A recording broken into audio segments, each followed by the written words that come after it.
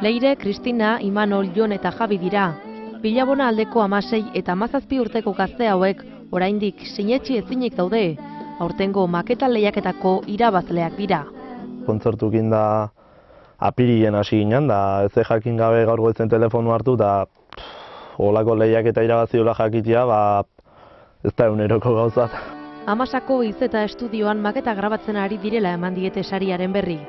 5.000 euro, bideoklip bat grabatzeko bitartekoak eta datorren urteko BBK Live jaialdian jotzea. Lehenengo impresioa hori izan da, haundi gatzen zaigula, esatezu BBK Live dela 2 urten Metallica, lehen urten The Police da olako taldek, da esatezu da bapaten esatizuela, bertan jotzeko gatzezea pixka, nundik anatean, baina ilusiokin hartu eta ondo prestatu gehiena.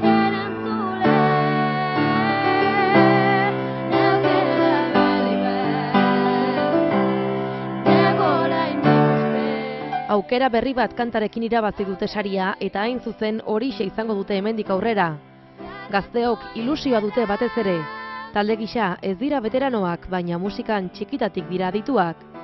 Etorkizunak doinu bizi eta oparoa izango du boskote honentzat.